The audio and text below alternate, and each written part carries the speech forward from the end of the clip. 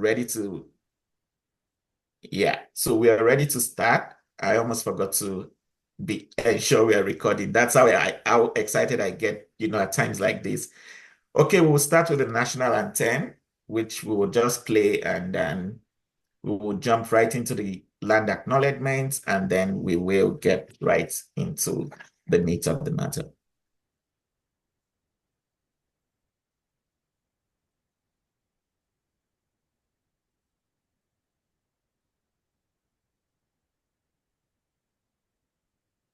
So just give us 1 second, and yeah. Oh, Canada, our home and native land, true patriot love in all of us command. With glowing hearts we see thee rise, a true north, strong and free. From far and wide, oh Canada, we stand on guard for thee. God keep our land glorious and free. Oh Canada, we stand on guard for thee. Oh Canada, we stand on guard for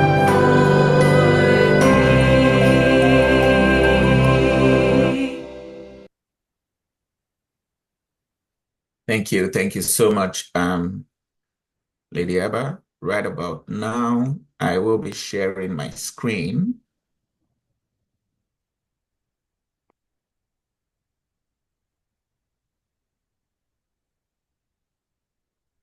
Okay, welcome again, everyone. This is day 4 of the Power of Inclusion with the theme A Look Within, and this is powered by CAP, CNP. Thank you for joining us. For the first half of tonight's event, we'll be looking at the power of inclusion, and our sub-theme would be the importance of technology in inclusion. And we have a powerful lineup of panelists and moderator, and we'll get right into things in a second. Again, it's a 5-day event, and we already did day 1. We had day 2. Today is day 3. This is day 3A, and we'll be having the second part, 3B, right after this. That will be from 6 p.m. to 8 p.m. And then we'll have day 4, 2 sessions tomorrow. And my favorite part is the gala, where we all converge in person and we get to, meet ourselves, in person, and really enjoy, the physical connections, the good food, and everything that CAP has, planned for us to enjoy. It's a gala and award ceremony, and it's always something I look forward to. All right. So this is, our agenda for today. We'll jump right in. We just sang the national anthem, and now we'll be taking the land acknowledgement in English. I would like to crave our indulgence. This is not our style. We always have someone reading it in French, but we unfortunately do not have that person today. We do apologize for that and acknowledge that French is as important. It's our official language as well in Canada. So we'll read this in English, and then we would have you translate it to French on your screens. Remember the caption buttons. You can change your language to French if you're French speaking, just so that we can do this at the same time. All right. Now I'd like to call on Oriofe to read the land acknowledgement for us in English. Oriofe, over to you.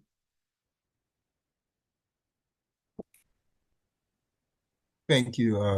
I am Orifel Demeji. I'm a grade 12 student from Craig Kilberg Secondary School, and I've been volunteering for CMP since 2018, so ever since it started. In the spirit and the intent of the Truth and Reconciliation Commission's recommendations, We acknowledge the traditional indigenous territories on which we gather at the beginning of all CMP meetings. We wish to pay respect to Turtle Island, Mother Earth, and to the rich indigenous history of Ontario. We recognize that our work takes place on traditional indigenous territories across Ontario. We also wish to acknowledge that CMP head office is located on traditional indigenous territory of Huron-Wendat, Haudenosaunee, and most recently the territory of the Mississaugas of the Credit.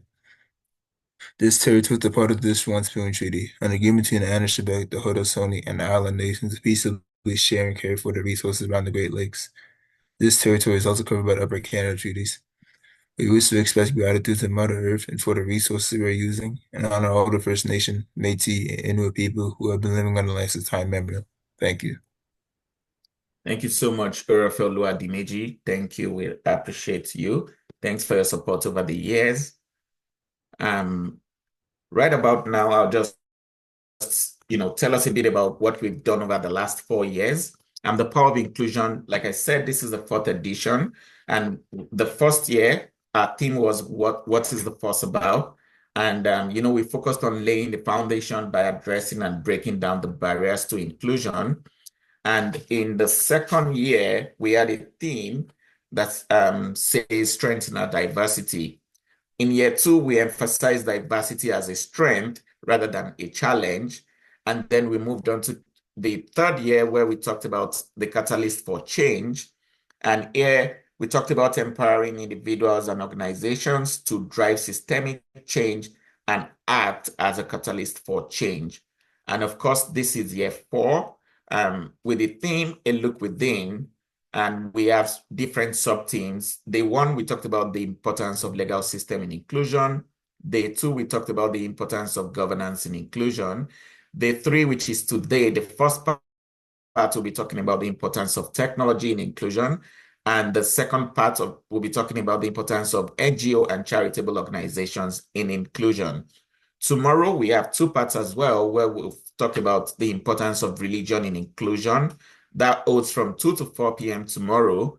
And then from 6 to 8 p.m., we'll be having the importance of the financial industry in inclusion. Our aim here is we want to explore how critical systems influence inclusion by focusing on the role of various societal systems and sectors in advancing inclusion. Right about now, CPN, the Power of Inclusion is sponsored by, various partners. So I would like to play a short video where we acknowledge all our partners and thank them for their support over the years. So give me just 1 second and I will play that video right away.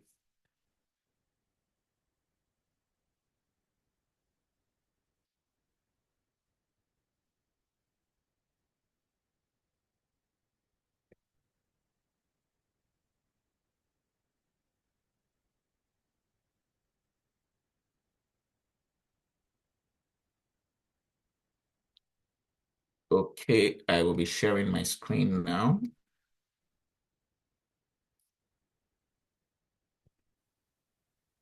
All right.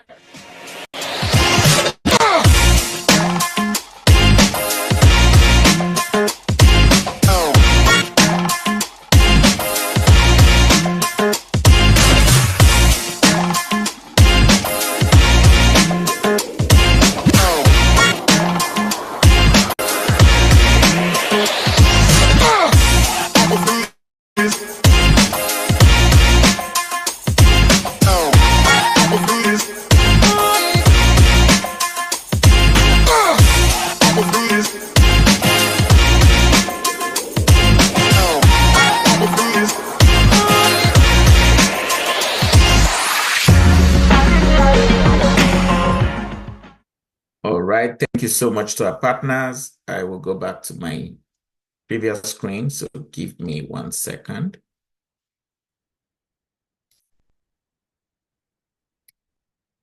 So I can acknowledge all our partners as, yep, okay.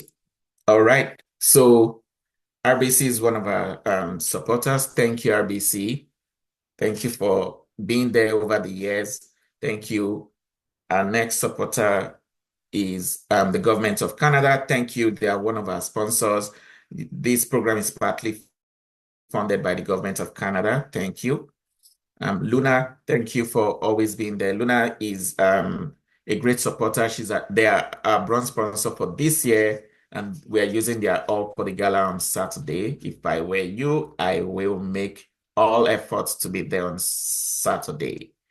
And we have other partners. We have Grandmother's Voice, which is an indigenous organization. We have the African Caribbean Council of Alting. Thank you. We have Hispanotech. Hispanotech is an Hispanic organization. We have we have Alliance Creative Community Project, a Ghanaian organization. Thank you for your partnership. We have PestBud. PestBud is a non-profit focused on improving lives of children with disabilities. Thank you for giving these children a new lease of life and something to look forward to. Thank you for CIS Center's partnership. Thank you. CIS Center is Support Enhanced Access Service Center, a Chinese organization. Thank you, the Care Foundation. This is an organization caring for caregivers. Thank you so much for looking after our caregivers. And finally, we have the African Caribbean Association of Ottawa. Thank you for all your partnership. Even in a partnership, you can see diversity: Hispanic organizations, indigenous organizations, Chinese organizations, African organizations, Ghanaian organizations. Thank you so much to all of our partners. On Saturday, we would have a wide array of performers. These are performers. Just thought to put this in here to whet our appetite. So if you've seen any of these people before, then you will know what we're talking about. So please come on Saturday and come and watch them perform. So I will stop sharing here, and then I will call on our Royal Highness, Adejisola Atiba. She's going to be welcoming us and telling us a bit about CNP and CAP, after which she will then switch roles, where she's double Latin tonight. In fact, she's triple Latin, running technology, welcoming us, and then she's going to be moderating. She's a TEDx speaker, so she herself she spoke to us on the first day on the topic, converting your confusion to vision, something like that, changing your confusion to vision. So she's a powerful speaker herself. And you know what happens when you have a powerful speaker being a moderator? She's going to drive the conversation in such a way that, everyone learns a thing or the other, and then would also get to hear from our panelists. So without much ado, I would like to call on Lady Abba for the welcome address and about CNP, and then we will take it from there. Thank you. Good evening, Taiwo. Good evening, everyone. Thank you so much to the panelists. It's so good to see you all. Dinah, nice to see you. Adolphina, Kunle, it's a pleasure to finally see you electronically. And to everyone joining, I do want to, I'm sending warm welcome to you. So, bonsoir tout le monde. I just want to speak a little bit of French there. Je m'appelle Adejisola Atiba. That's where I'm going to stop. So if you want to hear French, please translate. So I'm just going to talk a little bit about Council of Nigerian Professionals, because we know that some people may join that do not have an idea of who we are and what we do. So Council of Nigerian Professionals started in 2018 based on the lived experiences of a lot of us. I came to Canada almost 20 years now, and 20 years ago, oh my goodness, it was not funny. My husband was telling me way back then that it's actually better. I didn't see it. And I'm sure some people will come now and they'll say it's still not better, but believe you me, the dial has moved a lot. And so we started CNP to pay, to do what we did not receive. Usually people will say we're paying it forward, but really we didn't receive anything. We felt, do we really want people to come in and feel the way we feel? And how did we feel? We felt lost, period. We felt lost. Why? Because we didn't have anybody to talk to. And even the people we're talking to, what they tell us is, no, you can't. No, you can't. Yes, you've been a banker back home. This is Canada. you have to look for something, to do, maybe work in the factory and things like that. Those were the advice that were given to me in particular, and a lot more people. And so when I got to a certain place in my life, kind of comfortable in my skin, called a few people together, and we had a conversation about, you know what, we got to do better. People keep coming in every day. Our children are here. How do we want, history to talk about us? So CNP became a legacy for us. And the idea is we want to support professionals. How do we support professionals if we don't know where we work, right? We want to support entrepreneurs, small businesses. We want to support our youth. We want to ensure that people have access to information. Prior to COVID, we would do 3 to 4 events because it has to be in person.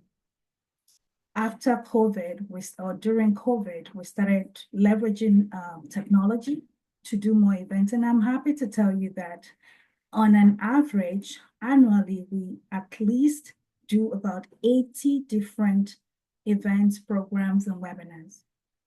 Because I tell people that community never sleeps. There's always a need. And when there's a need, it's important to provide it. And so we started working on that. And eventually we realized, we started talking about, we started getting to know more about equity, diversity, and inclusion. And because these are not conversations we have in our home country. And so with that in mind, we felt, how can we be saying it's Council of Nigerian Professions when we have other people from other cultures volunteering with us? And so the conversation began, and I'm happy to say that 2 years ago, we did register Council of African Professionals. And because even before Council of African Professionals, we had a lot of people volunteering, a lot of people. And so shout out to everyone has made CNP, CAP possible, because without you, there's nothing. And so the idea is that the leadership decided when people hear no, what do we really want them to hear? We want them to hear next opportunity. It is no longer no, but it's next opportunity. And it can be next opportunity when you have someone holding your hand, when you have someone mentoring you, when you have someone guiding you, when you have someone that says, yes, you can. Because some people just need that, yes, you can. Some people just need that, yes, you can do it.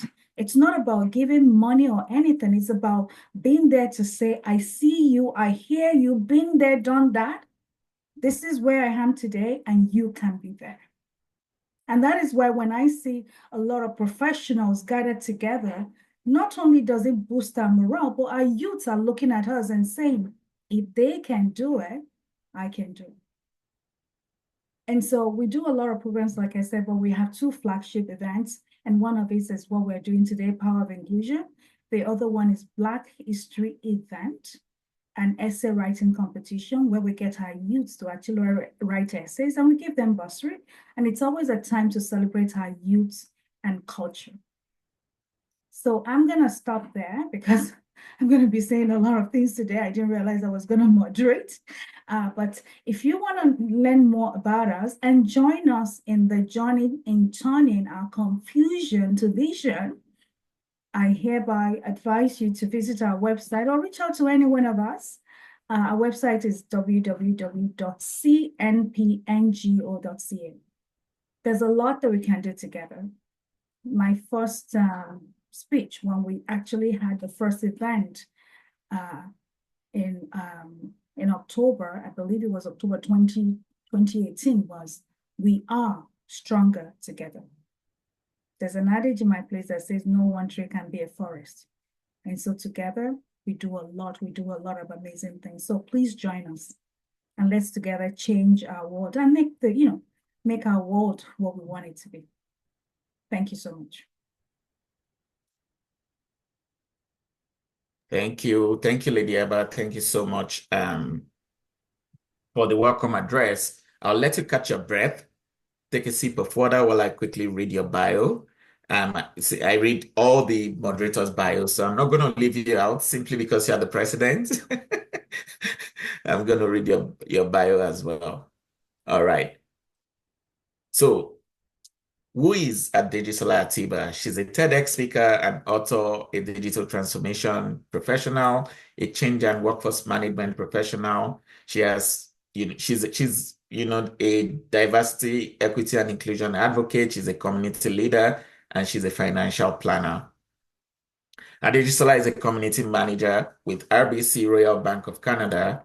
She's been working with RBC for 17 years and in the banking industry for 30 years. In her current role, she supports 4 branches and is responsible for the overall community growth, an integrator of internal and external centers of influence while leveraging the support and collaboration of the team and leaders. She is a retail banking specialist, a collaborator, result-focused, and a consummate high achiever. Prior to this role, she was a manager financial planning associate, GTR, where she led a team of 53 associates and supported almost 300 financial planners in GTR.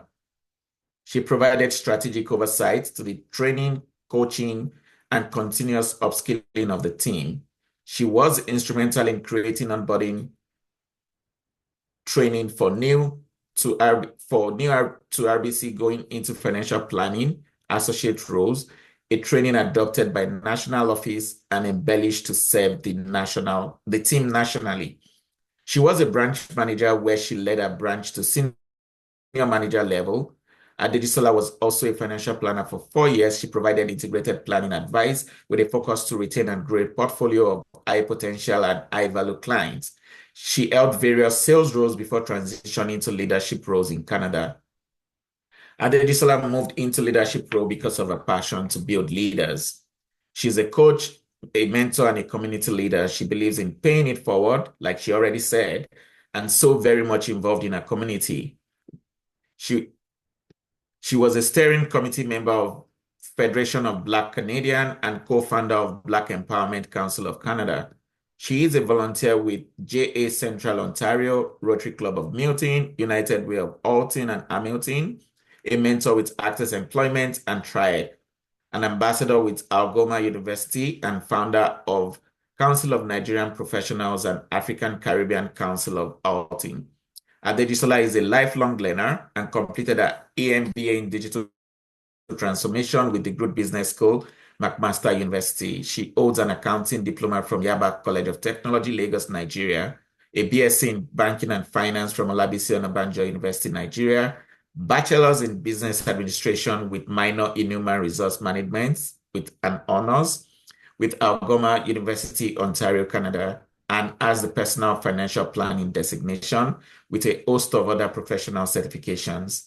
She's an author, and she published her first book in 2022 titled Authenticity: How My Why Me Moments Shaped My Life, a nonfiction book that inspires people at various stages of their lives. She's in the process of completing her next book, Be Limitless, a book that will inspire greatness in everyone that reads it. She has received many accolades for her work in the community and professional life. Just to mention a few of them, she was a recipient of the 2023 Black History Month Community Award, 2022 Queen Elizabeth II Platinum Jubilee Pin recipient by MP Adam. In 2022, she was a Coffee Power of One recipient. 2022 alone, she got about 6 or 7 of them. I can't read everything. 2021 Black Excellence Award recipient from MP Adam. 2022, she got the RBC Global Citizen Award, and then in 2019, she got the Excellent Achiever Award for the woman category. She's married with 2 children, and when she's not working or studying, she enjoys spending time with her family, traveling, reading, writing, volunteering, and watching movies. Some of Adejisola's favorite quotes are, "Banking is my profession, but community is my passion." And we can see that from, our involvement with various, community projects. And another one is, "I'm grateful that God has given me the grace to understand my purpose and vision in life. This is to inspire, coach, support, and motivate others, as it is a win-win for everyone. And finally, one of our favorite quotes is this. In this vein, she's a coach, mentor, and community leader. She believes in paying it forward and so very much involved in her community. I mean, I'm one of the people she has inspired, and I'm always thankful for, you know, yeah, somebody said, can we clap for this profile? I know, right? It's a lot. And mind you, I jumped. If I didn't jump, we'll be here till tomorrow. She's an achiever, she's an inspiration, she's a coach, she's a mentor, and she's a lot of things to a lot of us, on this call and all across the community. So, ladies and gentlemen, please welcome to the virtual stage Lady Abba Adejisola Atiba as she moderates today's this first half of the power of inclusion with the sub-theme, the importance of technology in inclusion. She will be introducing the panelists and then she will help to moderate this session. Thank you. Wow, I held my breath. Thank you so much. Really, really appreciate that. But welcome everyone. Good evening again, especially to people that are just joining us. My name is Adejisola Atiba. As the moderator, the MC has said, it is my pleasure to moderate this session. Just so you know, I'm moderating on behalf of Derek Amoanin. Unfortunately, is driving from Ottawa to Quebec. From Quebec to Ottawa right now, and so not able to join. So I sincerely hope I don't make any blunders because I was not really prepared. But I'm happy that the panelists are already laughing. So I'm just gonna bring them on. Believe you me, I tell people that the best person that can introduce you is you. So I'm gonna get the panelists to actually introduce themselves because I was not prepared. But welcome, welcome, welcome everybody. So I'm gonna be hiding in no particular order the panelists. I will tell you their names and I will give them opportunity to talk about themselves. So I've never met Kunle Aboaba before, but I heard a lot about him. He's a director of programs, I believe, with BPTN. And he's a geek, as you can see. So he will tell us a little bit about himself. If you want to see their bio, please go to our website. We've blasted all their details on our social media. So please go there and you will get to know all these amazing people. So Kunle, why don't you tell the audience what you want them to know about you? Merci. Okay, good afternoon, everyone. Thank you for having me here. Yes, my name is Kunle Aboaba. I'm not sure if I'm a geek, but yes, I've been in technology for close to 15 years now. Primarily worked in multiple industries, financial technology, banking, technology consulting. Yes, like you rightly mentioned, I currently work with BPTN. I currently lead their product strategy practice. Outside of work, because I think work has a way of consuming one's identity. On a personal level, I love gardening, reading. I love watching documentaries. And one thing I also enjoy a lot because it gives me a lot of time to reflect and appreciate life is travel. I think there's perhaps the best education you can give yourself is the gift of travel. Outside of that, I'll try to keep it short because I'm also mindful of time. I do love to invest in community, and I think that has been something that has become more and more glaring to me the longer I've stayed in Canada. There is indeed strength in numbers, and I think that's something that increasingly I see again for the organization I work with. I've seen also the impact of how technology can transform and enable in ways that one can least imagine. I would keep it at this point here for now. I'll provide more context. I'm not so much of a talker, so just bear with me at this point. Yeah. So I will pass it back to the host. But again, thank you for having me. Thank you so much. You're not much of a talker. You're on a panel. You gotta talk, man.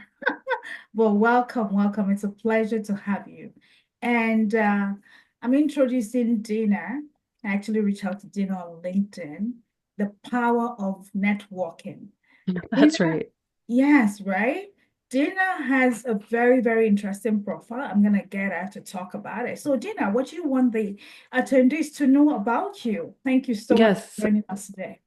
Yeah. So I'm Dinah Davis. And man, I've worked in tech for over 20 years.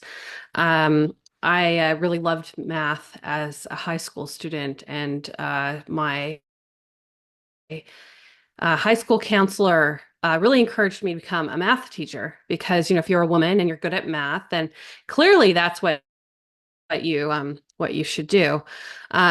No, that's not true, but that is totally what I bought hook, line, and sinker when I was 17, trying to figure out where to go to university. So I ended up going to the University of Lethbridge in Alberta to become a math teacher, and I very quickly realized that I liked mathematics more than children. Um, and so I figured maybe being a teacher was not an appropriate choice for me. And I ended up taking some computer science courses and just falling in love with computer science as this like real world application of mathematics. I got a co-op position with the government of Canada in their CSE, which is our cybersecurity unit, and that's how I was introduced to cybersecurity, which again I just felt like was this perfect mix of mathematics with cryptography and computer science and real world application. So I ended up going to the University of Waterloo to get my master's degree in cryptography, and from there ended up working at BlackBerry in the very, very early days of BlackBerry as a security software developer, before there was even a million BlackBerry users. And that was an incredibly fun and rewarding experience. I was there for 8 years, but during those 8 years, I started to realize that I kind of liked some of the meetings more than just sitting at my desk all day. I would get really bored at my desk. So I went into leadership, and that was just something I loved, and I made my whole career then after that about leadership in technology, until my most recent role, which was VP of R&D at a now large cybersecurity company called Arctic Wolf. When I started there was only 35 people in the company, and I ran the R&D team of 15 people. And we grew that R&D organization to over 100 and unicorned in 2020. So I actually left Arctic Wolf about 2 years ago. I'm I guess a semi-retired 40-something-year-old, and I spend most of my time on my publication, which I'm going to talk about a little bit more later, called Code Like a Girl. So I really identify with your whole vision of community, and I'm going to talk a little bit about being an only, and in my case, it was a bit more of an only as a woman in tech, but I can definitely identify why you would have created this wonderful organization if you are feeling like onlys as well. And so I think this is gonna be a really interesting discussion. Thank you so much, Dinah. My sincere apologies for mispronouncing your name. It's okay. Welcome, welcome, welcome. And this young lady that I'm gonna add to the spotlight, when she was introduced to me, I was told she's the most intelligent person. Efwange Kumba, who is the director and engineer, says she's the most intelligent person he has ever met. This woman is into AI, into a lot of things I can't even say. So, Adolphona Wilson, welcome, welcome, welcome. Why don't you tell attendees and, of course, the panelists what you would like them to know about you? Well, thank you very much. I appreciate the compliments and just the honor and privilege to be here today. And thank you all for sharing this space with us. My name is Adolphona Wilson. I have been about 17 years committed to robotics and technology in the manufacturing and industrial space. So I grew up obsessed with trains and trucks and a lot of infrastructure like big buildings, bridges. And so I just naturally fell into competitive robotics. And I used to go to the States to compete under the National Society of Black Engineers. I also am grateful for connecting with a lot of peers across the border, which led to other opportunities. And so I'm happy to be here to share whatever insight I can.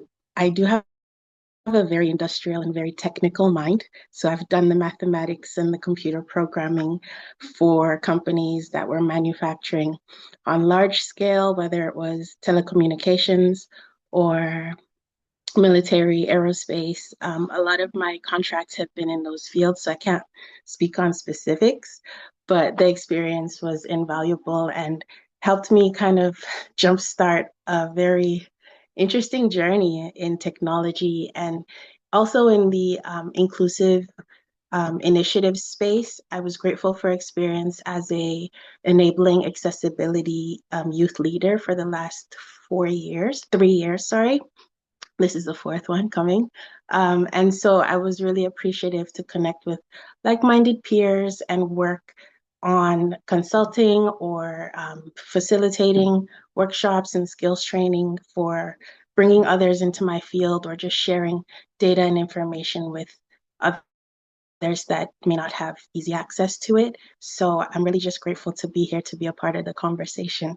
Thank you. Wow, thank you so much. Now everybody can see what I said. I did say that these people are geeks. So two things came out of everything they said. Two things that I heard personally. One, they're geeks. Two, they're geeks. Three, they're geeks. But the second thing is though, they're also involved in their community. You heard it loud and clear. Every one of them is involved in their community, doing one thing or the other. There is such a thing as drops of water making an ocean. So thank you all so much for doing what you do, because collectively we really can create that ripple effect. You know, I came from the continent. That's what people here call us, especially our brothers and sisters from the Caribbean. They say we're from the continent, which was quite interesting to me. But it's true, it's a continent, right?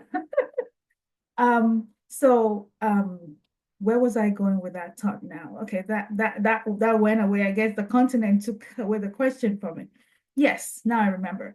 In Nigeria, for instance, we don't believe in volunteering. I'm sorry, I don't know whether it's changed. I left 20 years ago. We don't do things for no money. You gotta pay me to do things for you.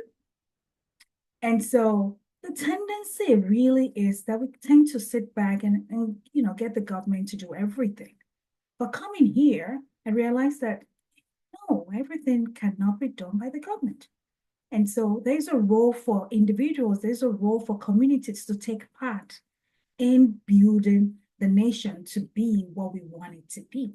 And so I really commend every one of you. And I do want to share a success story of Council of Nigerian Professionals. There's one of our youths that actually went to study in the United Kingdom to study law.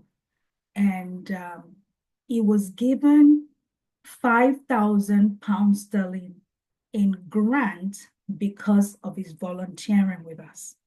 It was used to reduce his school fees, £5,000 every year because he volunteered. So volunteering really, it adds value. It grows your skills one way or the other. And you meet people on top of that. Imagine my network has really expanded just because. But enough of that. So let's go into why we're here. Everyone has been provided certain questions because we do want you to talk for about 10, 15 minutes. So why don't I start with you, Dinah, to talk about, and I'll read out the questions so that everybody can follow us as we go. One of the questions is, can you discuss the role technology has played in promoting inclusion, particularly through your work with Code Like a Girl? Yeah, for sure. So I want to talk about being an only and being a woman in tech. And so I thought maybe I would start with a few stats for you all. So and this is from a report from 2023. So women make up about 26% of the whole tech workforce. Um, but leadership positions are only held by 11% women. So in the executive teams, only 11% women. So I was one of those executives for a while. Women of color, Black and Latinx women make up 2.2 and 1.9% of the tech workforce, respectively. That's horrible. That's just like it's that God smacked me yesterday when I was looking this up. And then 91% of software developers are still men. So even though, like 26% of the tech workforce is women, 91% is still men. So that means that women, or especially women of color, are the only person in their team like them. There might be the only woman in the room, the only Black woman in the room, the only gay woman in the room, the only trans woman in the room, the only woman in leadership in the room, or the only female software developer. And I've been many of those, not all of those, obviously, but I have been the only woman in the room. I have been the only woman in leadership. I've been the only software developer. And that can be lonely, right? So here are some, impacts of being an only in an organization or a place, right? So there's increased scrutiny, right? You feel like maybe you're being held to higher standards. There's also pressure for yourself to represent your gender or your race and make sure you're representing that in a really, positive way. There's a lack of access to mentors, sponsors, career development. You're not part of that old boys club. I wasn't part of the old boys club, right? And so you had to figure out different ways around that.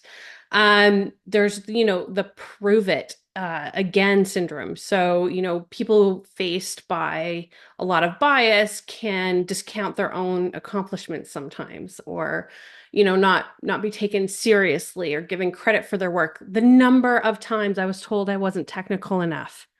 I have a master's degree in cybersecurity, and the number of times I was told I wasn't technical enough, just wouldn't have happened to a guy, right? And one of the biggest pieces is loneliness.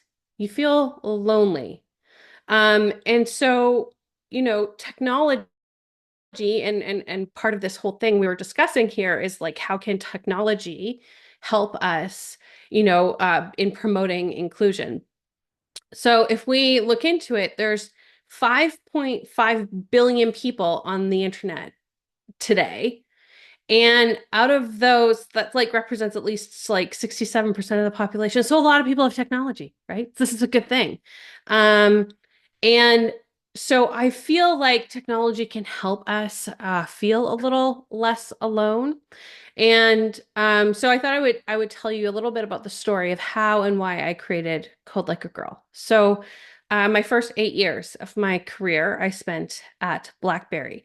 And I had really great bosses there. I did pretend to not be a woman in my mind, because I was like, I'm not going to bring attention to myself. I'm not going to be that feminist in the room. I don't want that to impact my career. I'm just going to fly under the radar. I'm just going to do my job and work as hard as I can, and I'll be fine. And you know what? It was fine at BlackBerry. Why? Because I had the most supportive teammates that just really could care less what gender I was. But that just wasn't true everywhere. And when I left BlackBerry, I went to a new company, and I didn't realize how different the world could be. And I ended up working for a misogynist, a bully, and within 10 months of being there, he destroyed my self-confidence. And I really realized that like I couldn't stay there. I had to find another place to go. And at the time, my daughter was only 5 years old. And I really felt strongly that like if I now say nothing, about this kind of experience and the experience that other women have in this environment, like it's just going to be the same for her. And I don't want it to be the same for her. And so I started blogging online. And when I went looking for a new company to work for, I decided that if they weren't okay with me talking about what it was like to be a woman in tech, then they didn't get to have me. I'm the asset. I'm the thing that's going to help them succeed further because I have something to add.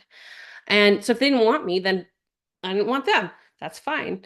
Um, and so I started blogging on Medium, which is a blogging platform, if you don't know, way back in like 2015 or something, like 2012, even, I think I started. And around 2016, I really noticed like, okay, I'm not getting a lot of views here. And if I'm going to be changing perceptions of women in technology and helping them, I need to somehow make this bigger. And I started looking for a publication inside Medium to put my stuff into, and there wasn't really one. And then I thought to myself, well, let be. Like, how hard is it to create a publication? Turns out like 3 clicks. 3 clicks. That's all it was. And now for the last 9 years, I've been, spending so much time on it. But I really felt like, okay, this is better. I'll create a publication. I called it Code Like a Girl. And then what's better than my voice, but hundreds of voices about what it's like to be a woman in tech and to create that kind of inclusivity and that, helping people not feel like an only, knowing that there was, other people out there. And, like when we started, a lot of our articles were actually about being a woman in tech. And that was good because I think that's what people needed back in 2016, 2017, 2018. And then, fortunately for us, and maybe help tiny little itty bitty bit because of us too, this whole Me Too movement happened. And we got to join that and be part of that and really, speak strongly about that. And so now most of our stories are actually technical stories, and very few are about being a woman in tech. They're either technical or they're about careers. And so I thought I would share a little bit, of some fun numbers with you about our publication. So our most viewed story of all time is called How to Undo the Last Commit. So how to undo the last commit on Git, right? Okay. You know what the best part about this is? It's had 2.4 million views. No other story even comes close to this one. But it still does. And it was written by a beautiful, smart woman of color. I love it. It's the best. She wrote it in 2017, and it's still like it literally still gets views today. Why? Because she wrote about a common problem that everyone has, right? How to undo the last commit. And over the last 9 years, Code Like a Girl now has over 900 published authors. 95% of those are women. We only allow men publishing on the platform if they're going to talk about allyship, because 50% of our readers are men, because they also want to help support and figure out how they can help, right? So we've published over 3,000 stories, and we have over 49,000 followers. And last month, our stories were read over 85,000 times. So, those are just some interesting numbers, but by using technology to share our experiences, share what we know, and for my part, help amplify those voices so that we can overall change perceptions of women in technology. Using technology, we're able to challenge stereotypes. We're able to provide support, and create this culture. And, the number of people and amazing friends that I've made online through Code Like a Girl is just amazing. And they're in all parts of the world. Pakistan and the United States and Israel and just like everywhere. It's amazing. And then we inspire the next generation, because that was a big piece of it too for me. So that's how I think technology can help in inclusion. Wow. Wow. Just wow. Thank you so very much. I was trying to type as you were speaking, but I wasn't fast enough. But it's so amazing when we take it upon ourselves to make the change. We want some change in the world, and so we gotta lead it. Yeah. When we leave something for everybody, nobody does it. So people like you gotta take the bull by the horn, not literally, and do something about it. So great job. Thank you so much for doing what you do. Maybe if you don't mind, if you can just post the link to your publish Oh yeah, I'll throw it in the in the chat in the for chat. Yep. everyone. Yep. Please and thank you, because I personally would like to know how to undo the last commit really is all about. Yeah, I would like to know that. And just like you said, I mentioned it when I was talking that, just doing the work that we do alone, we'll be changing cultures, which is what you said. We'll be making friends, right? Like-minded people. We'll be able to inspire the next generation, which is truly, truly amazing. So before I ask the next panelist the question, I would like to put Kunle on the spot. What do you have to say to everything that Dinah actually said? In Quite 1 or 2 minutes. Now you are on the spot. Now you are on the spot. Yes, in 1 or 2 minutes. it, it's quite interesting, and I think I can relate to a very large extent because I remember back in Nigeria, I had a colleague who was a software developer, and I recall some of the challenges he had at the time. One, finding other developers like her. And I remember at some point she had to co-opt me to help review articles that she was posting to help build some level of awareness within upcoming programmers, particularly females. And I do know for a fact that it's tech can be very, and excuse my choice of language, can be sexist. That's a fact. Um, and it's a collective effort, to be honest. There are certain perception of who a technologist is. And I'll give a real example. While this might not be a female, I remember a friend of mine when he moved to Canada about 4 years ago, he left Nigeria as a senior dev. And one of the things when he was interviewing was one of the interviewers said to him they've never met a black senior developer. And this is a guy. So if a guy with that level of experience could have that reaction, I can only imagine what it is like for a female. Right. So yes, I do empathize, and I think there's a lot of advocacy that's still required. Um, how we get there, honestly, I think it's a marathon, not a sprint. And it has to be concerted effort at every level. And I think part of that also means investing early in talent pipelines, right from high schools. Yep, Because 100%. once you can't see it, the likelihood of you being it is very low. So the more successful technical folks we have that are females that are visible to the next generation, the higher the propensity for them to take a chance in this discipline. Because let's be honest, there's a general myth around boys know maths, girls don't. There's that. And if you hear that so many times, most of you are from a disadvantaged background, or there's a likelihood of there's a high tendency for you to internalize that and believe that to be true.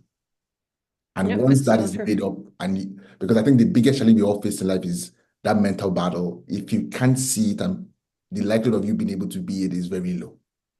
So from that standpoint, yes, I totally a lot of the things Dinah said really is something that I have had interactions with directly and indirectly.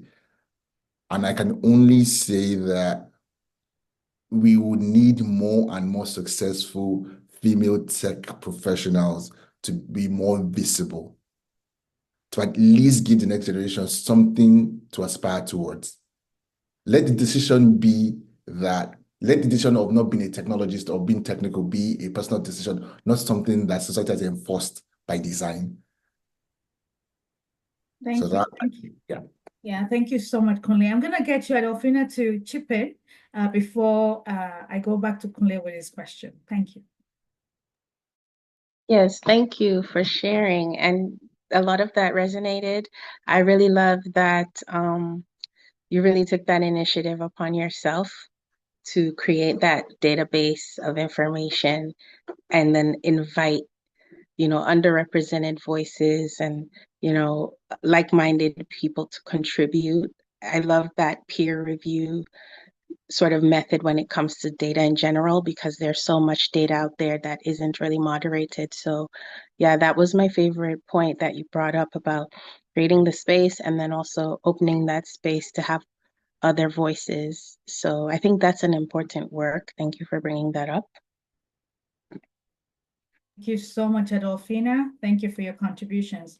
And to our attendees, please, if you have any burning questions, please post them in the chat. We will take them as we go. Thank you. So, Kunle, this is a question for you. Studies show that 84% of Canadian businesses use some form of digital technology. How can small businesses, particularly those in underrepresented communities, leverage technology to compete in the digital economy? I think my initial response to that is technology isn't a one size fits all. You talked about small businesses. I think to get granular as to how to use technology to enable business, I think we need to first identify what domain or vertical the business operates in. I will take a cue from industry that I've worked in. One is financial services. I think your ability to leverage technology, I think fundamentally first starts with the services or the solutions or the audience you're solving for. Because I think my experience when it comes to small businesses generally is at times we over-index on the technology and forget the business. So how would small businesses leverage technology? I think the first thing fundamentally is if you're a small business owner, and by small business owner, I'm putting the complexion of you being a minority founder or a minority business owner as the baseline. Now, more often than not, certain things would disenfranchise you from having access to things like capital.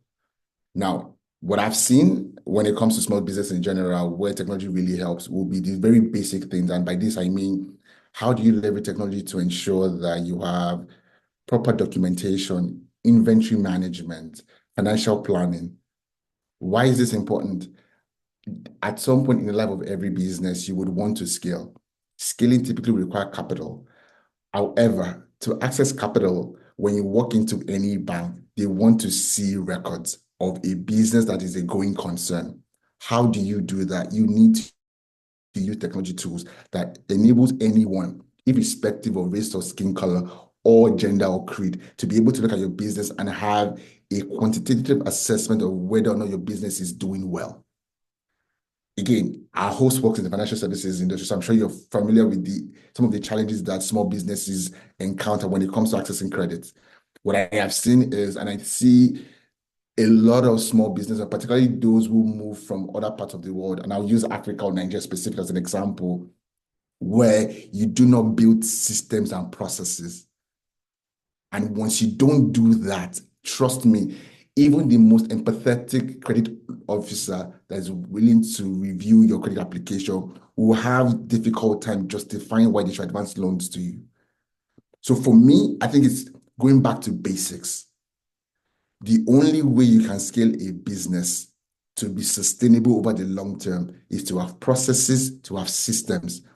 There are a plethora of SaaS solutions out there that business owners can really use. It's no longer what we had in decades past, where you need to make huge investments in technology. A lot of these SaaS, and by SaaS, I'm talking about software as a service. Most of them are consumption-based, meaning you only pay for what you use, which also means that from a cash flow perspective, you're able to properly manage your cash flow as a business. And the cost you incur in using these services will only scale as your business also scales. So for me, I think it's going back to the fundamentals, because what I've seen with a lot of minority-owned businesses is they stay in that single owner's phase for so long and they can't scale. And if you really look at what has happened in the last 5 to 10 years, particularly when it comes to things like VC and private equity funding, the funding generally will go, again, discounting the bias in VC funding, where less than 2% of all VC fund goes to minority-owned businesses. The reality also is this: anyone who is going to invest in a company must see evidence of future growth. And to see that, it means that you've done a good enough job that anybody can do due diligence in your books and be able to see some level of consistency. So for me, if I were to drill it down to one thing, it would be to use technologies. There were a plethora of small business tools. Most of the tools now available are SaaS-based, so it's a lot easier. Again, there are also, I think within the context of Ontario, at least I know that different regions or I know the Halton region, for example, has a lot of services that they enable small businesses with, some of which includes getting grants to access some of these technologies. But if you ask me, if fundamentally, I think we, rather than think of technology as being something grand, it's even as basic as how do you use Excel to at least do your basic bookkeeping? Before we even talk about paying for a SaaS tool, it's the basic thing, the fundamental. I think we overthink what technology is and what it isn't. If you're not good in doing basic bookkeeping in Excel, how do you migrate to a QuickBooks? And I think we, small business owners, particularly those that are minority-led, need to do a lot of investment in capacity. And I think again, given my understanding of the African ecosystem, particularly Nigeria, there are times when I think we abstract certain responsibility to God. And as a person, it's very discomforting when you see people, rather than do the diligence, to do the grunt work and then understand what are the strengths and the weaknesses of my business. In what ways can the technology enable? So, for example, you see a typical African store. You ask them, I mean, what's your inventory like? No one can give you off the top of their head what their inventory is. If you ask basic questions like, what's the trigger for you to order to restock? Some of them don't. If you ask them, how often do you check your, your statement on your point of sale terminal to see whether or not you're overpaying on charges? Some don't. For them, it's a case of, and I'm going to say this in Yoruba, with apologies to non-Yoruba speakers, is ọjà wọlé, meaning goods are coming through. And that's it. And then you ask yourself, how does this translate to you walking into, say, RBC and asking for a small business loan? So for me, it's a lot, I think, starts with education. There is a place of capacity building that we cannot abdicate to anyone else. Even if you're going to be a professional that is tech savvy, that person may or may not be a subject matter expert in your domain. They will still rely heavily on your understanding of your operations to be able to then figure out how technology can enable it. I once was in a meeting about over a decade ago where it was with a client that said to my boss at the time that technology is a slave. When you understand the business problem you want to solve, then we will then figure the technology to enable that. So technology should not take precedence over the business outcomes. When the business outcomes are defined, then you can work backwards and then figure out what technology can solve this in the most efficient means.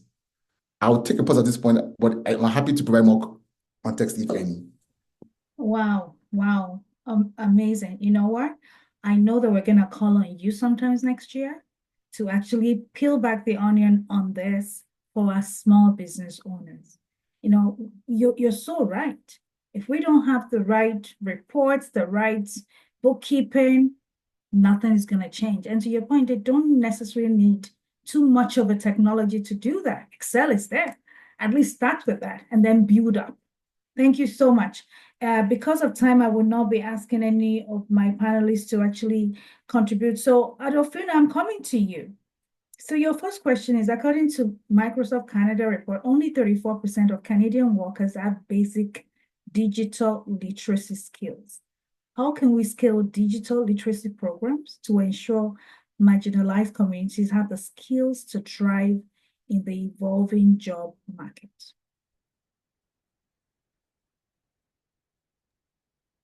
I agree that digital literacy is a skill in high demand today, and there are opportunities there. There are great opportunities there that are being missed due to the training and skill sharing gaps. We have to acknowledge and address the challenges and the barriers to just that are persistent in education as an institution. And so I think it's important to start at home.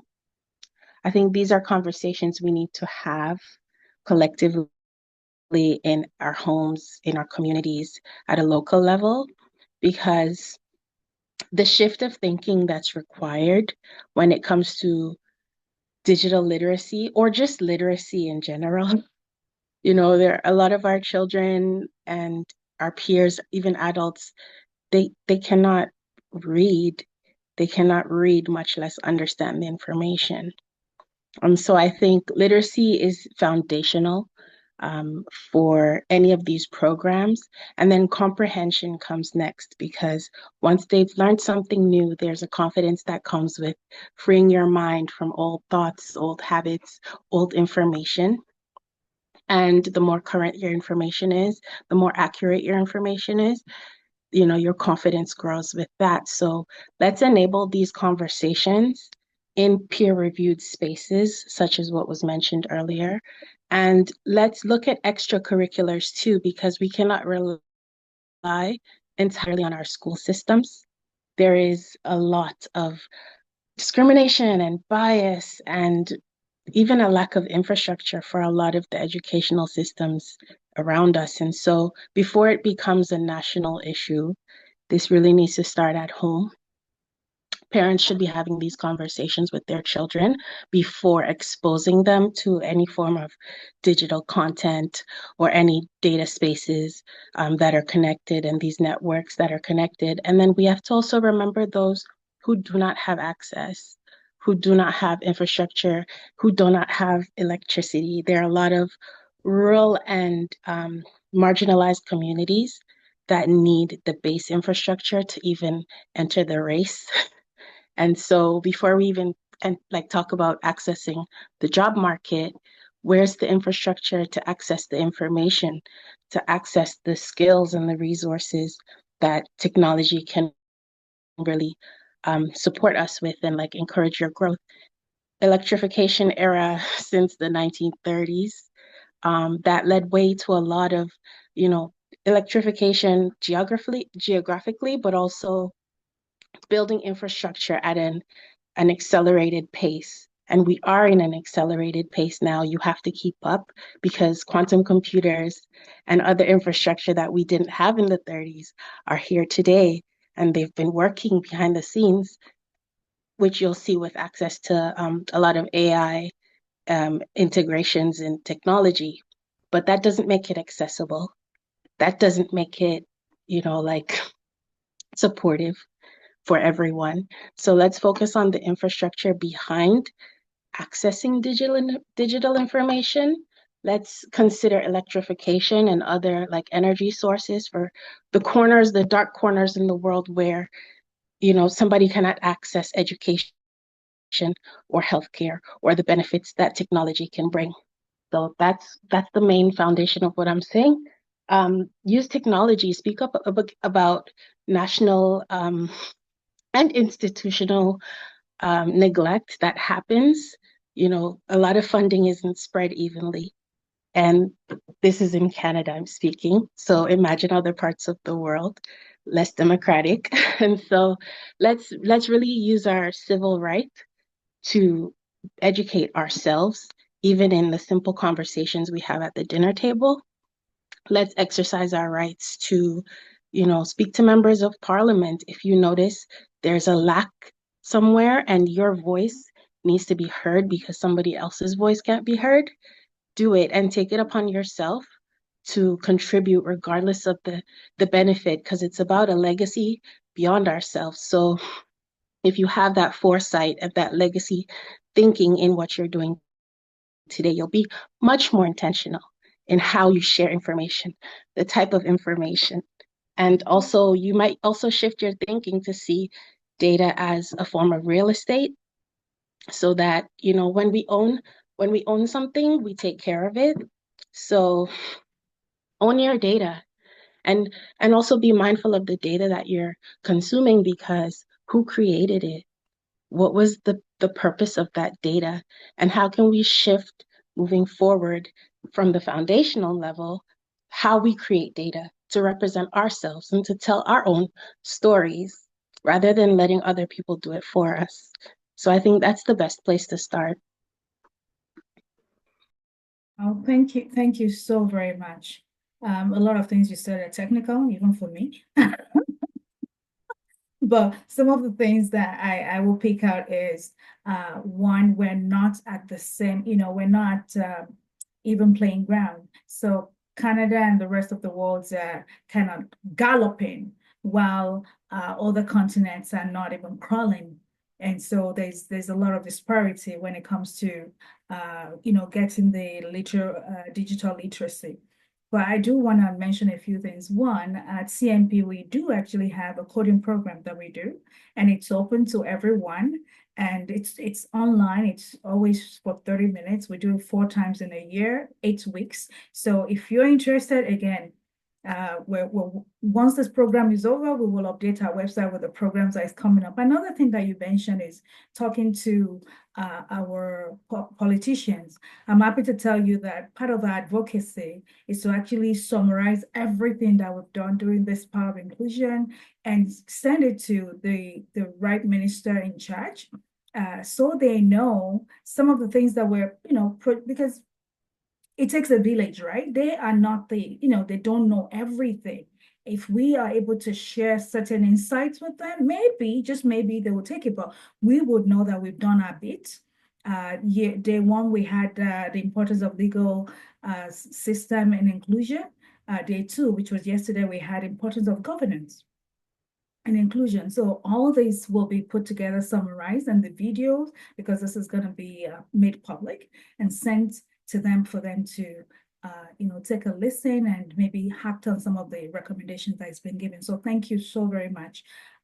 In the interest of time, your next questions, I would like you to spend just about 3 minutes to answer them so that we can take some Q&A. And so, Dinah, I'm coming back to you. Your second question is, how do you see artificial intelligence playing a role in helping women in technology succeed and promoting inclusion in the tech industry? Mm-hmm. Yeah, so AI is a big buzzword right now. If we listen to all the pundits out there, we think that it might save everything, and including world hunger, which if we let it probably could, but that's not how it's going to go down. And that's a conversation for another day, but I want to make sure you guys understand, like, I'm going to talk about AI a little bit and what I think it can do to help, but I don't think it's the cure-all for all that ails us. But I do think there's some key areas where we could use it to help and promote inclusion. So I think there's 2 key areas in industry where we could be using it. One is the interview process, and 2 is career progression. So if we look at like a study done back in 2012, basically it looked at this is the one where it was yes. So they basically put the same resume with different names. And those names were either female or male, or they were very Caucasian sounding names and not Caucasian sounding names. And basically, like, the Caucasian names were like 20. Wait, where did I've lost my data on this one. Oh, here it is. It was like 50% more. They were hired 50% more of the time than women. And then in another study that was done, male applicants were rated 26% higher in hireability. And they were offered 13.4% more in starting salary than women. And on top of that, there was a study on the motherhood penalty. So non-mothers received callbacks at a rate 2.1 times higher than mothers did if that was called out, and their starting salaries were $11,000 higher than mothers. So we can see that in the interview process, even just on the resumes itself, there is a lot of bias that happens. So I think AI can help with job postings. First of all, job postings, which is not even a resume. So by companies. So when I was working at Arctic Wolf, we actually went through a course to learn how we could inadvertently be using gender biased language in our resumes, our job postings, that would preclude women from applying, because women often feel like they need to have like 90% of that job posting before they're going to apply. And so one of the things we did was like remove things from the job, like hard requirements. So we removed years in the role, specific degrees, and we focused only on the behaviors and skills that we wanted to see. And we took out those hard requirements. So there are some beautiful tools out there, some AI tools out there now where you can just like give it your job application that you have today, and it will help build you a more inclusive job posting so that you can get more inclusivity just even applying to your roles. And then the resume screening, this is a great thing where like, you can just take names out of it. Just take the names out of it and screen the resumes looking for kids. There's other issues with this, but it's much better than a person scanning the resumes right now. We don't really need to do that anymore. Have people do that. AI can definitely do that and then give us the resumes that matter. And names can be completely taken out of that. And then one interesting thing that I saw yesterday that I really liked was getting AI to help with the applicant ranking and matching, as well as video analysis. So I'm not saying taking the person out of the interview process. That would be a very bad idea. But maybe having AI rank their answers from a technical perspective. And so that you can see that on a piece of paper, all the applicants that came in and the answers that the AI gave it, so that you know when you're saying, oh, well, they weren't very good, maybe that might be just your bias, and to make you really rethink that bias. And then I know I'm keeping it short on time, so I'll just talk really quickly about how I think AI can help with performance appraisals, because this is another place where bias can really, really come in. So first, I don't know how many of you have done performance management. I've had to do it a lot in my career, and it is not an easy thing to do. It's a headache. It's easy to forget everything the people that worked for you did. And so one, we could be using some AI to pull together the accomplishments of the year. And just, how I used to do with a little list that I would have of all the things I'd done so my manager wouldn't forget. And then to really have AI evaluate the performance of the person in the same way as those video analysis, right? Because unconscious bias comes in all the time when people are saying, well, that person's good, that person's not good. Okay, well, what did they actually accomplish? And let's really take a look at that. And if we have that data, then maybe we can pull out a little bit of the bias. So this is just a few places where I really think that AI could augment our ongoing efforts for removing bias out of hiring and out of performance management. Thank you so very much. Leverage AI with resume, job description, performance management. Fantastic. Kunle, I'm coming back to you. So your question is, Canada's technology sector represents 5.1% of national employment. What strategies can be implemented to ensure that jobs in this booming sector are accessible to people from diverse backgrounds? Yeah, interesting, because part of the work we do at Obsidy primarily is get towards making Black talent readily available. And I'm glad Dinah talked about use of AI, because one of the things we had done recently was to build certain capabilities on our platform, wherein once a job is posted, we're able to, on the basis of the quality of your resume, notify recruiters, candidates that meet that job specification without regard for gender. If your resume details is good enough to match the job, you will be surfaced to a recruiter. What happens after that now is the human effort. But in terms of, because I think that's the biggest piece, what I've seen more and more is recruiters generally hunt in the same grounds they've been used to. And unfortunately, those grounds do not include most people of color. The commentary around the hidden job market is real. It's real. For most, again, for someone like me who has been in Canada for close to 8 years, it's a lot of time to build your social network and social capital. And except you have something that you can ride on, it can be difficult. So how can we address that? Because for a fact, yes, technology as an industry has been growing, barring the last couple of years where there's been a bit of a tech recession, for the lack of a better phrase. But we have to acknowledge the fact that most of the new folks who have entered tech, at least from a Canadian perspective, are either recent immigrants or folks who do not have as much sway from a social standpoint.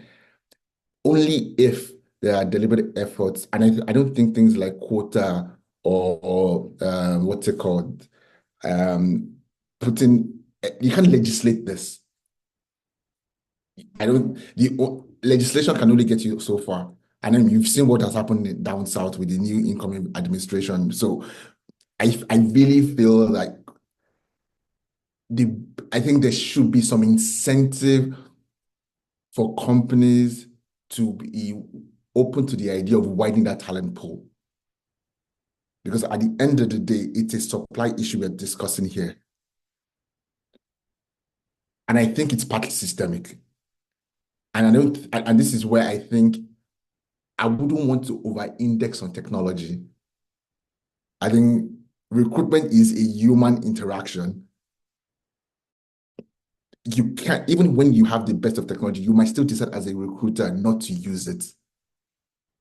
So the question then is, what incentive structure should be in place that would make companies willing to diversify their talent pool? And working at BPT and at UpCity, I can tell you it's not easy because you're also dealing with preconceived notions that have been formed over decades. So even with the best of technology, you still need some level of human effort. That might come in through trainings, that might come in through advocacy, that might come in through maybe putting some form of legislation. But legislation in and of itself, I don't think would work.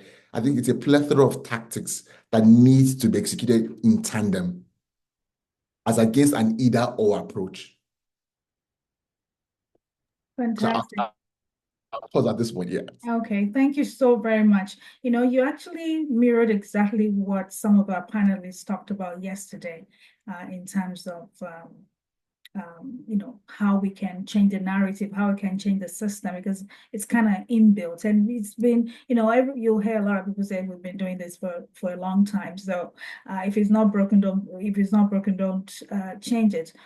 I tell people if it's not broken, you gotta break it and re-engineer it. I'm sure Dinah will agree that I love BlackBerry. Seriously, I love BlackBerry. I had to leave BlackBerry for Samsung. I love BlackBerry. I'm a good Canadian, but BlackBerry chose not to evolve, and here we are today. So if it's not broken, you better break it and make it better.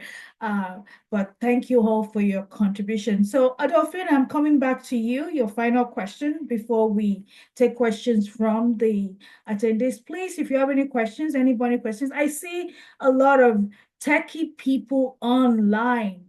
So I'm expecting questions. For our panelists. I see you, Carlos Pasolden. I see you, Sitladi Ross. I need you to be ready to, post some questions in the chat for our panelists, because I know you do a lot in the tech world. So Adolphona, your question. In 2019 report found that AI and machine learning systems are often biased, leading to discrimination against minority groups. How can technology companies address these biases to create inclusive AI systems? Um, I love the work for creating more inclusive spaces, whether digital or physical. I'll start by saying all environments exist and thrive on the balance that diversity brings. And so, companies can be very intentional upfront about representation in the design stages because a lot of these like machine learning processes, they need to factor in correlation and causality and other parts of the metadata that that need to be like reinforced with human feedback. So bring more marginalized communities in at the foundational level. And if you've already got the ball rolling, bring them in regardless, fix it as you go.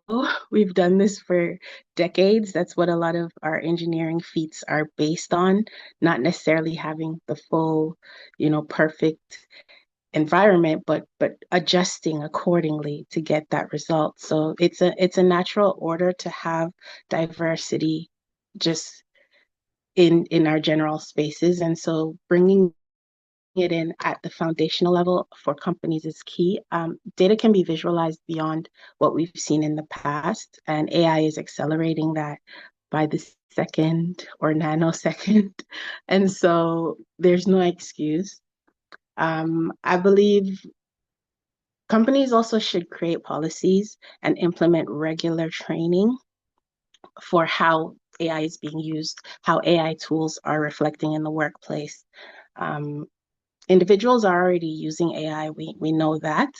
So having more, you know, skills training and having more technical training on these tools for function is key because that's the only way you can really get the result out of this mechanism that you need and build it from the ground up. So if today you need to start bringing in panels or groups that haven't been in the room, just do it. Don't just talk about it, just do it. So I think that's important. The human feedback is very necessary in building that data library that AI is picking out of because it's really an errand. I see it more like an errand person who goes to get information out of this huge library that I couldn't get in that speed. So put more books in that library that'll reflect the diverse population that's either using or influencing the economy, and I think they'll definitely get a return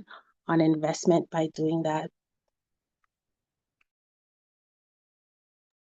Thank you so very much. Thank you so very much. I love what you said. Just do it. I always tell people when we procrastinate or I'm gonna do something later, we end up not doing it. I always use that Nike logo kind of thing. Just do it.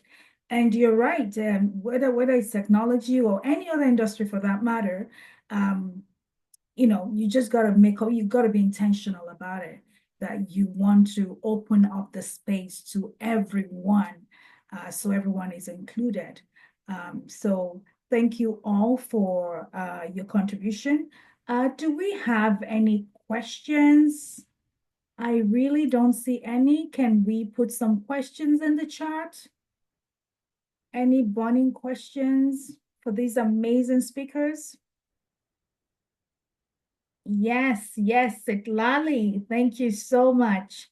Yes, this is our playing ground. I have a question. Can you share some ideas to better utilize our tools and networks to make STEM disciplines more appealing and accessible for minorities? So anyone can take that. Yeah, I mean, I think that's a hard, it's a very generalized question. But I think one of the things that we can do is remind people that they can have more than one career. So one specific STEM career that I have found that a lot of people can jump into, and I'm a little bit biased on this one because it's cybersecurity. But I also sit on the board for the Rogers Cybersecure Catalyst. But with the Rogers Cybersecure Catalyst, they have an amazing program where in basically 8 months you can become a cybersecurity analyst, and their hire rate out of their program is like 90%. And what I love about those entry-level cybersecurity roles is they do really well for anyone who likes problem solving. Anyone who like, and there's such a cool amount of different people and different backgrounds that people have come from to do that.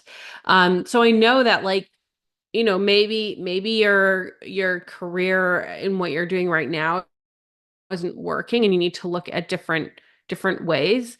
And for me, I feel like cybersecurity is a great option because once you get in it's actually also quite high paying.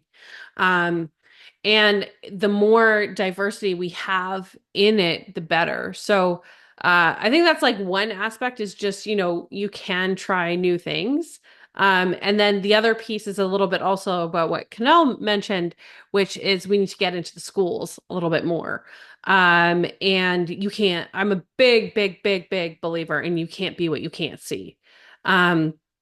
And that's why I love every year I volunteer for this event at the University of Waterloo called Think About Math.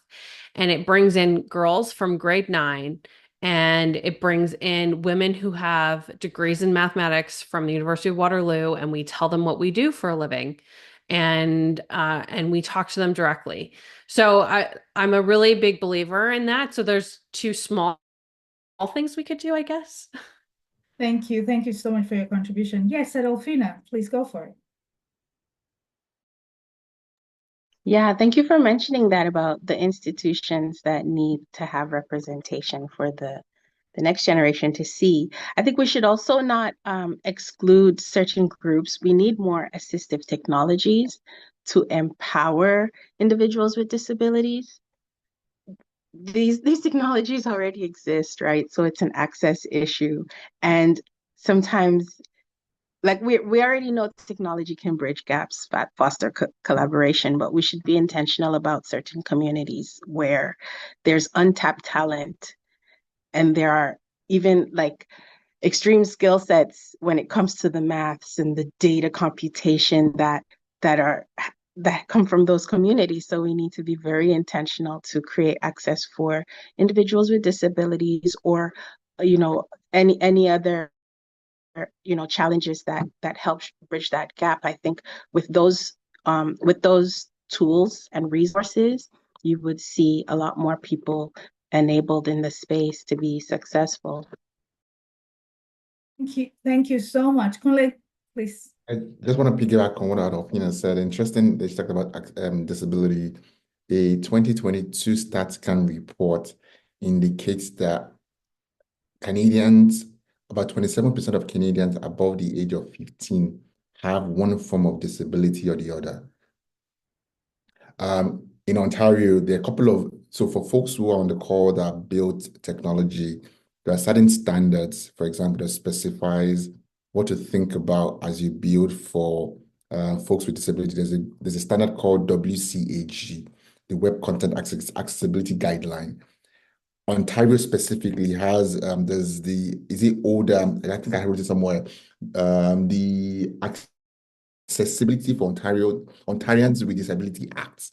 It kind of specifies standards that tells you what you have to think about, even down, not just software or technology, even when you're building a house or a public structure, the use of ramps. So there's a whole raft of guidelines that exist out there, but what piece applies to you will be a function of the domain or the sector you work in. Thank you. Thank you so very much.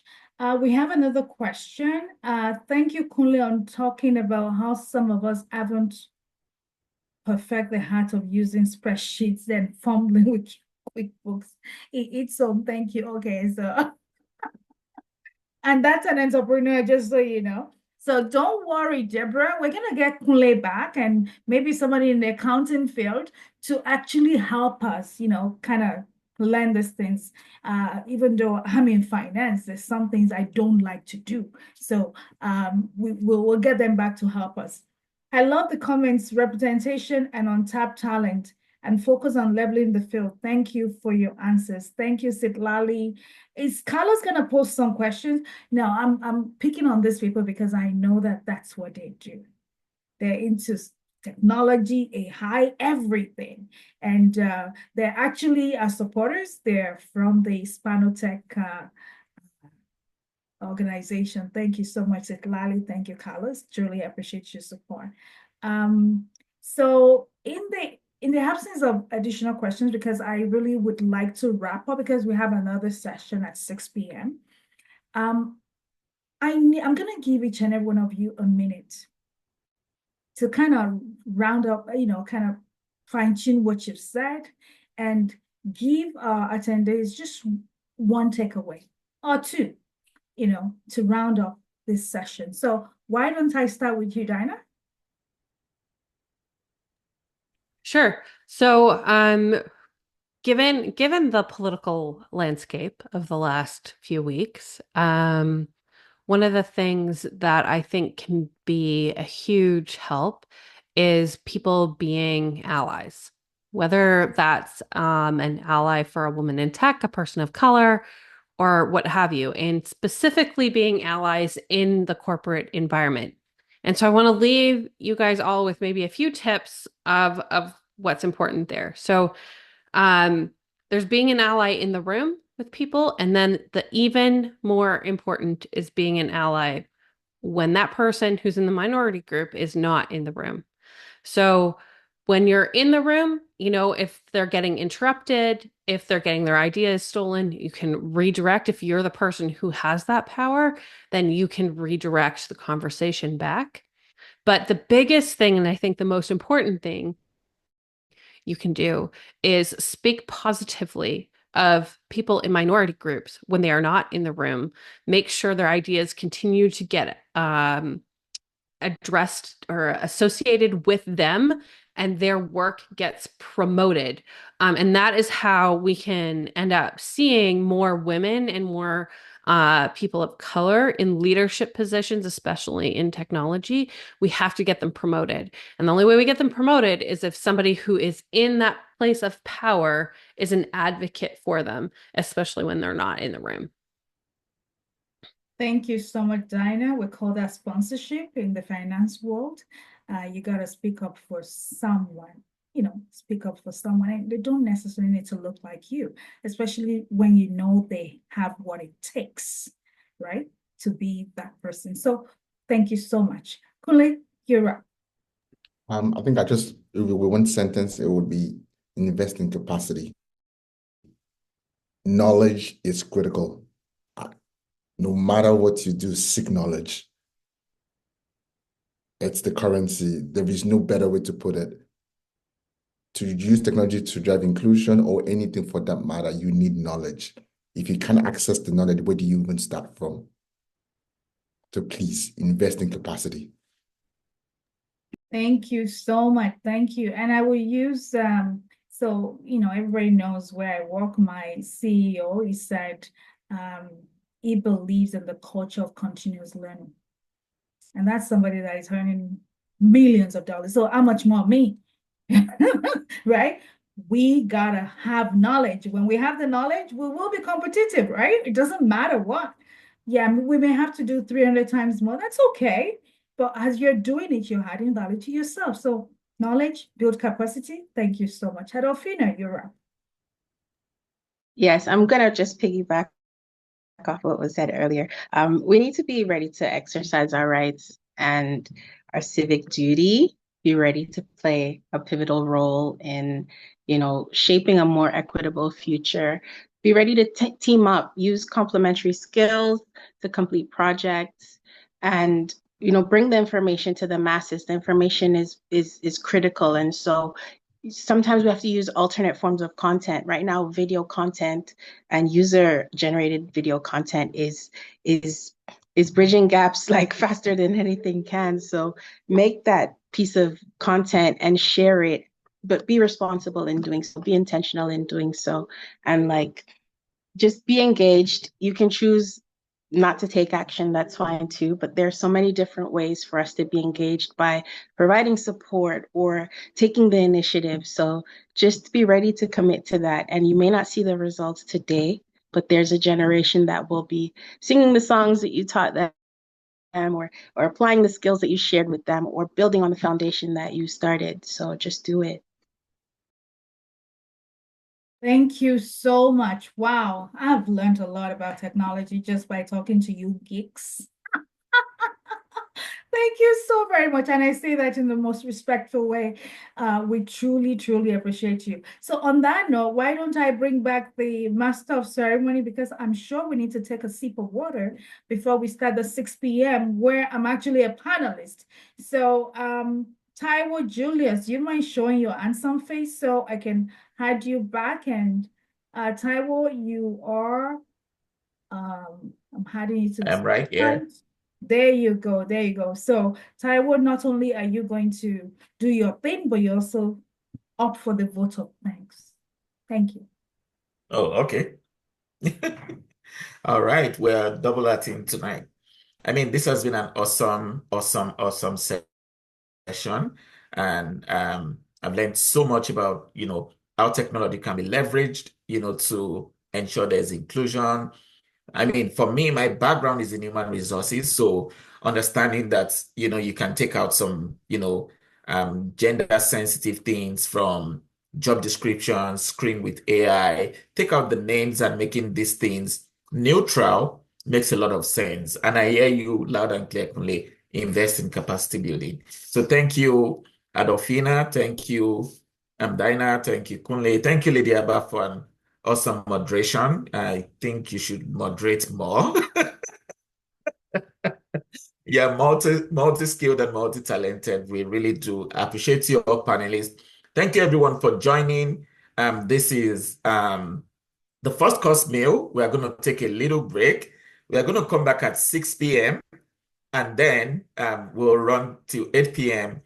And at that point, we'll be talking about the importance of NGOs and charity organizations in inclusion.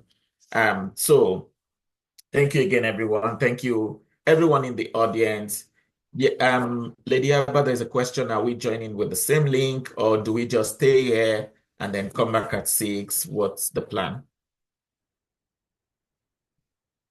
You're muted. It's the same link.